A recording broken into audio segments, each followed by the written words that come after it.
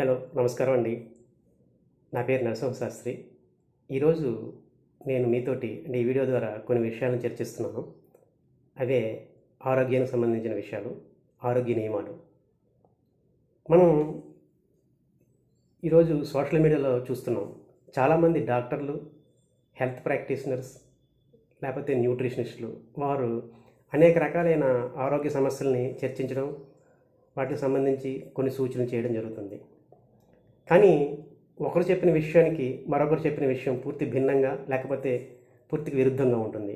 అలాగే అనేక రకాల వాదనలు అనేక రకాలుగా ఉంటాయి. ఇవన్నీ విన్నప్పుడు నిజంగా ఆరోగ్యాన్ని ఆకాంక్షించే వాళ్ళు చాలా కన్ఫ్యూజ్ అవుతారు. ఏ నియమాన్ని మనం పాటించాలి, ఏది మనకు సూటబుల్ కాదు, ఎవరు చెప్పింది నమ్మాలి, ఇలాంటి అనేక రకాల ప్రశ్నలు మనకి తలెత్తుతుంటాయి. వీటికి ఆయుర్వేదం చక్కటి పరిష్కారాన్ని సూచిస్తుంది. ఆయుర్వేద శాస్త్రం ప్రకారం నియమాలు అంటే ఈ హెల్త్ రూల్స్ రెండు రకాలుగా ఉంటాయి. ఒకటి యూనివర్సల్ నియమాలు అంటే యూనివర్సల్ రూల్స్ అంటే సార్వజనీనమైన నియమాలు. రెండు వ్యక్తిగత లేక లోకల్ నియమాలు అంటే వ్యక్తిగత పర్సనలైజ్డ్ ఆర్ లోకల్ రూల్స్. ఈ రూల్స్ని రెండింటిని మనం సమన్వయం చేసుకుంటూ ముందుకు వెళ్ళాల్సి ఉంటుంది. అంటే ఎవరు ఏం చెప్పినా అది మనం గుడ్డిగా ఫాలో అవ్వకూడదు. For example, no smoking is injurious to health. ఇది యూనివర్సల్ రూల్. ఇది అందరికీ వర్తిస్తుంది. అంటే irrespect of nation, place, person.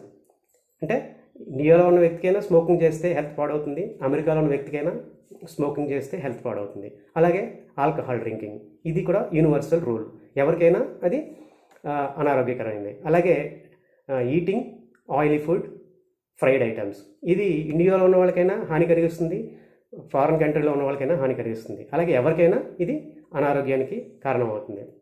ఇవి యూనివర్సల్ రూల్స్. అలాగే పర్సనల్ రూల్స్ కొన్ని ఉంటాయి. అంటే లోకలైజ్డ్, అంటే person to person, place to place ఈ రూల్స్ మారిపోతుంటాయి.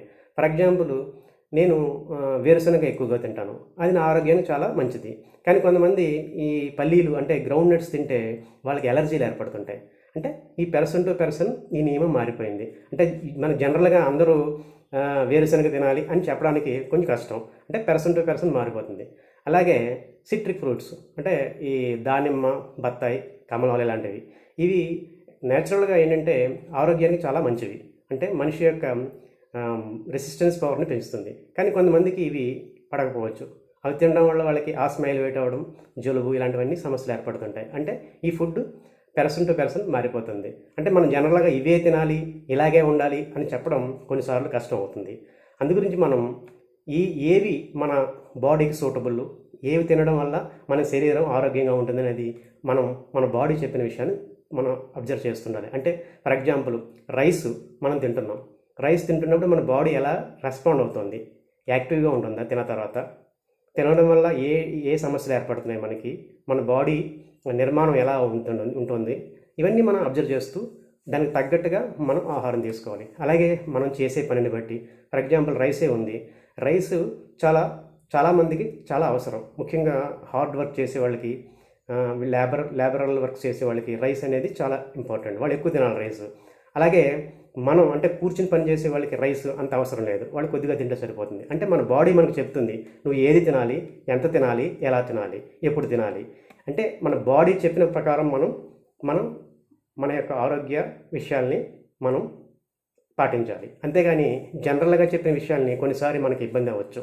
అందుగురించి మనం ఆ రూల్ ఏదైతే హెల్త్ రూల్ చెప్పారో అది మనకి సూటబుల్ అవుతుందా లేదా అని పరిశీలించి అప్పుడు మనం ఇంప్లిమెంట్ చేయాలి. ఫర్ ఎగ్జాంపుల్, ఎవరో చెప్పారు రోజుకు 10,000 అడుగులు వేయాలి, కానీ మన బాడీ అది సహకరిస్తుందా, మనం చేయగలమా, అది ప్రారంభించే ముందు మనం టెస్ట్ చేయాలి. మన బాడీకి ఒక రోజు స్టార్ట్ చేసే ముందు రోజు ఒక 1000 స్టెప్స్ వేసి చూడాలి. అది దానివల్ల మన బాడీ రెస్పాండ్ ఎలా అవుతుంది. అది బాగున్నట్లయితే నెక్స్ట్ మెల్లిగా పెంచుకుంటూ 2,000 స్టెప్స్, 3,000 స్టెప్స్, అలాగా కొంత సమయం తీసుకుని మనం 10,000 స్టెప్స్కి వెళ్ళాలి. అంతేగాని ఎవరో ఏదో చెప్పారని చెప్పి ఒకేసారి మనం ఆరోగ్య నియమాలను పాటించడం అంత మంచిది కాదు. సో ఈ కన్ఫ్యూజన్ అంతా పోవాలంటే మనం ఆయుర్వేదంలో చెప్పినట్టుగా అది ఆ రూలు మనకి సూటబుల్ అవుతుందా లేదా, ఆ హెల్త్ టిప్ మన బాడీకి యాక్సెప్ట్ అవుతుందా లేదా అనేది మనం పరిశీలించాలి. ఇలా పరిశీలించి మనం ముందుకు వెళ్తే మనకి ఎటువంటి కన్ఫ్యూజన్ కానీ ఎటువంటి ఇబ్బందులు కానీ ఉండవు. ఇది ఈ రోజున డిస్కషన్ చేసిన అంశం. మరొక అంశంతో నేను మళ్ళీ మీ ముందుకు వస్తాను. అంతవరకు సెలవు. నా వీడియోని లైక్ చేయండి, సబ్స్క్రైబ్ చేయండి.